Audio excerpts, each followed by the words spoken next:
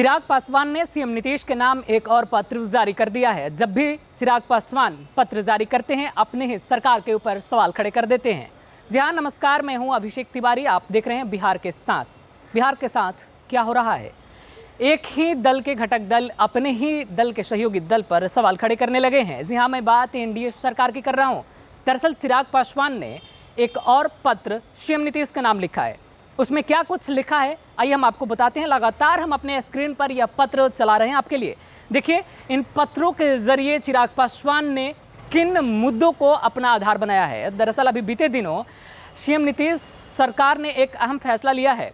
CM Nitish सरकार ने यह फैसला लिया है कि अति पिछड़ा वर्ग के किसी भी सदस्य की अगर हत्या कर दी जाती है तो उसके परिवार के किसी एक सदस्य को सरकार नौकरी देगी। चिराग पासवान इसी फैसले पर नाराज हो गए और चिराग पासवान ने एक पत्र जारी करते हुए महज इस फैसले को अब सीएम नीतीश का चुनावी घोषणा बता दिया है। चुनावी घोषणा बताते हुए चिराग पासवान बीते पिछले इलेक्शन के दरमियान किए गए वादों को याद दिलाते हुए सीएम नीतीश से पहले उन वादों को पूरा करने की अपील की है कि चिराग पासवान ने बीते दिनों एक पत्र जो जारी किया है, लगातार वो पत्रों के जरिए अपने ही सरकार पर हमलावर रहे हैं।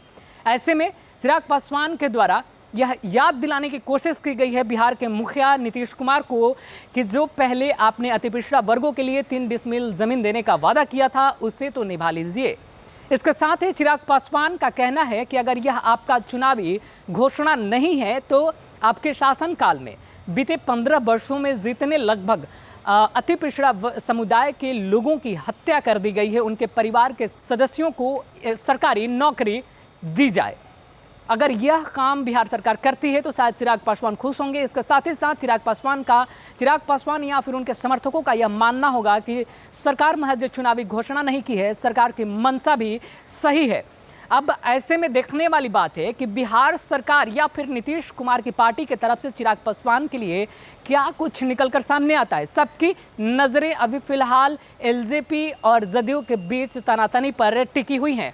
माना यह जा रहा है कि इंडिया में अब सब कुछ ठीक ठाक नहीं है। ऐसे में चिराग पासवान कभी भी किसी भी वक्त कोई भी फैसला ले सकते हैं। आज एलजेपी की दिल्ली में एक संसदीय बोर्ड की बैठक भी है।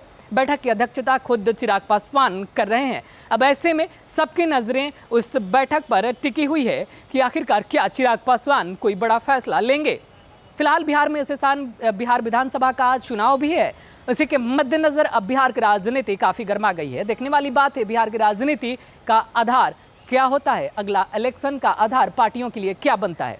फिलहाल इस खबर में इतना ही। आगे की खबरों के लिए बने रहें बिहार के साथ पर, क्योंकि बिहार के साथ क्या हो रहा है सारे अपडेट्स हम लेकर आप तक आते रहेंगे। और भी तमाम जानकारी के लिए अगर अभी तक आपने हमारे चैनल को सब्सक्राइब नहीं किया तो कर लीजिए, बेल आइकन दबाना ना भूलें ताकि हर एक खबर हम सबसे पहले आप तक पहुंचा पाने में सक्षम हो सके। धन्यवाद।